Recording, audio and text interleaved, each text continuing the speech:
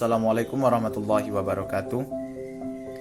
Kami dari kelompok 4 pada mata kuliah Hukum Agraria HTNB, kami akan membahas tentang penyediaan, fungsi tanah, tata cara perolehan tanah, pembatalan tanah, perolehan hak atas tanah, pelepasan hak atas tanah, pencabutan hak atas tanah. Dan pada kelompok 4 ini kami beranggota sebanyak 6 orang, yaitu Miftah Lutfi Asfin, yang kedua Algo Fernando, yang ketiga Lucy Andini, yang keempat Zuriyah, yang kelima Wildan Hakim, dan yang keenam Zoli Wisa Ofista. Pengadaan tanah bagi pembangunan untuk kepentingan umum dilaksanakan dengan tahapan-tahapan yang diatur dalam Undang-Undang Nomor 2 Tahun 2012 dan peraturan pelaksanaannya.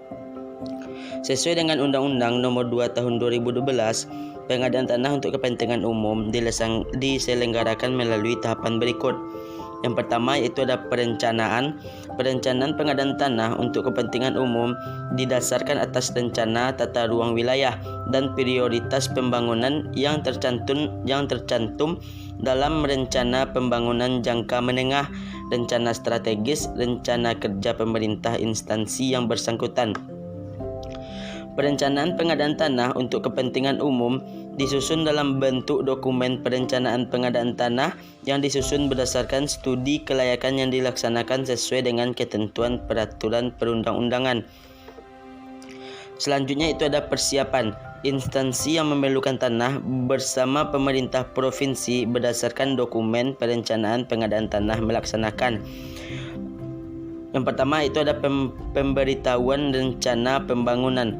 Pemberitahuan rencana pembangunan disampaikan kepada masyarakat pada rencana lokasi pembangunan untuk kepentingan umum, baik langsung maupun tidak langsung. Yang kedua ada pendataan awal lokasi rencana pembangunan. Pendataan awal lokasi secara pembangunan meliputi kegiatan pengumpulan data awal pihak yang berhak dan objek pengadaan tanah dilaksanakan dalam waktu paling lama 30 hari kerja pemberitahuan rencana pembangunan. Selanjutnya itu ada konsultasi publik rencana pembangunan. Konsultasi publik rencana pembangunan dilaksanakan untuk mendapatkan kesepakatan lokasi rencana pembangunan dari pihak yang berhak dan masyarakat yang terkena dampak, serta dilaksanakan di tempat rencana pembangunan kepentingan umum atau tempat yang disepakati. Yang ketiga ada pelaksanaan. Instansi yang memerlukan tanah mengajukan pelaksanaan pengadaan tanah kepada Lembaga Pertahanan. Pelaksanaan pengadaan tanah meliputi yang pertama yaitu ada inventarisasi dan identifikasi penguasaan, pemilikan, penggunaan dan pemanfaatan tanah. Yang kedua yaitu ada penilaian ganti kerugian. Lembaga Pertahanan menetapkan dan mengumumkan penilai sesuai dengan ketentuan peraturan perundang-undangan untuk melaksanakan penilaian objek pengadaan tanah. Selanjutnya ada musyawarah penetapan ganti kerugian. Lembaga Pertahanan melakukan musyawarah dengan pihak yang berhak dalam waktu paling lama 30 hari sejak hasil penilaian dari penilaian yang disampaikan kepada Lembaga Pertahanan untuk menetapkan bentuk dan besarnya ganti rugi berdasarkan hasil penilaian ganti kerugian. Selanjutnya ada pemberian ganti kerugian. Pemberian ganti kerugian atas objek pengadaan tanah diberikan langsung kepada pihak yang berhak dan dapat diberikan dalam bentuk uang, tanah pengganti, pemukiman kembali, kepemilikan saham atau bentuk lain yang disetujui oleh kedua belah pihak. Selanjutnya ada pelepasan tanah instansi. Pelepasan objek pengadaan tanah untuk kepentingan umum yang dimiliki pemerintah dilakukan sesuai dengan ketentuan peraturan perundang-undangan yang mengatur pengelolaan barang milik negara atau daerah. Yang keempat ada penyerahan hasil. Lembaga Pertahanan menyerahkan hasil pengadaan tanah kepada instansi yang memerlukan tanah setelah yang pertama itu ada pemberian ganti kerugian kepada pihak yang berhak dan pelepasan hak yang telah dilaksanakan. Yang kedua yaitu ada pemberian ganti kerugian telah dititipkan di pengadilan negeri.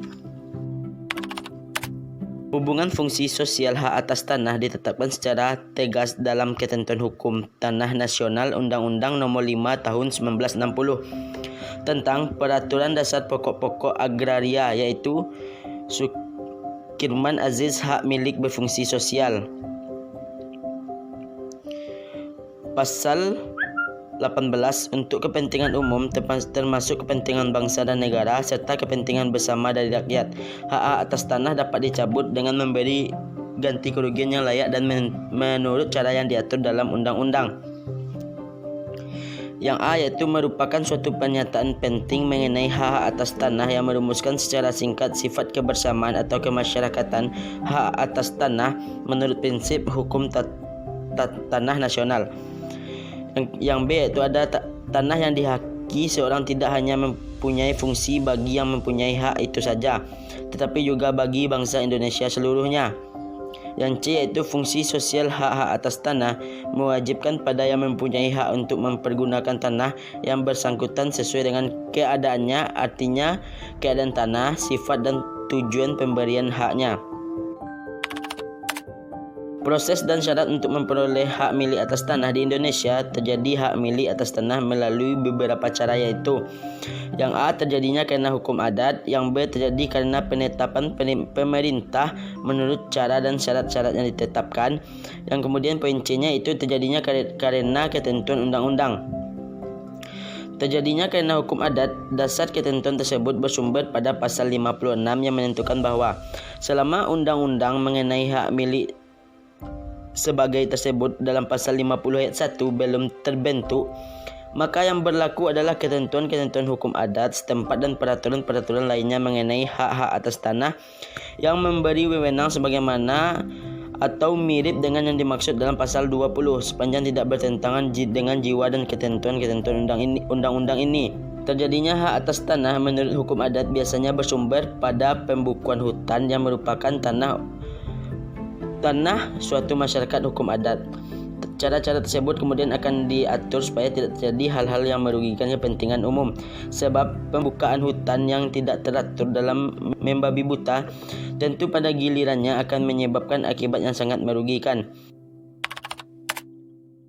Pelaksanaan pembatalan hak atas tanah laksanakan karena adanya permohonan pembatalan hak atas tanah maupun tanpa adanya permohonan pembatalan terlebih dahulu dalam pasal 106 dan 124 PMNA atau KBPN nomor 9 tahun 1999. Yang pertama, pembatalan hak atas tanah karena cacat administrasi. Di sini dalam pasal 107 PMNA atau KBPN nomor 9 tahun 1999 ada beberapa pelayanan. Yang pertama yaitu kesalahan prosedur, kedua yaitu kesalahan penerapan peraturan perundang-undangan, yang ketiga kesalahan subjek hak, dan keempat kesalahan objek hak, kelima kesalahan jenis hak, keenam kesalahan perhitungan luas, dan selanjutnya terdapat tumpang tindih hak atas tanah, data yuridis atau data fisik tidak benar, atau kesalahan lainnya yang bersifat hukum administratif.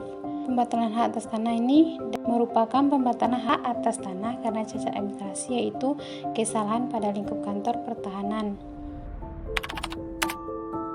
Berdasarkan pasal 1 angka 1 Peraturan Pemerintah Nomor 24 Tahun 1997 tentang pendaftaran tanah, ada beberapa mengenai objek yang dapat dilakukan untuk mengajukan permohonan pendaftaran tanah.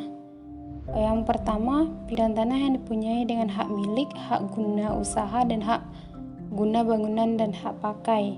Yang kedua, tanah hak pengelolaan. Yang ketiga, tanah wakaf. Yang keempat, hak milik atas satuan rumah susun. Yang kelima, hak tanggungan. Yang keenam, tanah negara. Tanah negara ini berkaitan dengan hal yang telah diutarakan di atas, bahwa tanah memiliki surat keputusan Kepala Inspeksi Agraria. Pelepasan atas tanah dilaksanakan apabila yang pertama, status hukum calon subjek pemegang hak atas tanah tidak sesuai dengan status tanah yang tersedia. Yang kedua, ada kesediaan pemegang hak semula melepaskan hak atas tanahnya. Dalam hak atas tanah terdapat macam-macam atau macam-macam dari hak atas tanah dalam pasal 16 dan 53 UU PA. Yang pertama, hak atas tanah yang bersifat tetap. Yang kedua, hak atas tanah yang lahir kemudian. Yang ketiga, hak atas tanah sifatnya sementara. Nah, untuk melaksanakan ketentuan pasal 18 Undang-Undang UPA tentang tuntutan persyaratan tegas dan ketat, yaitu pencabutan hak hanya dapat dilaksanakan bila mana kepentingan umum benar-benar menghendaki. Yang kedua, sesuai dengan ketentuan Undang-Undang Nomor 20 Tahun 1961, pencabutan hak atas tanah dapat dilakukan atas izin Presiden. Yang ketiga, yaitu pencabutan hak atas tanah tersebut harus disertai ganti rugi yang layak.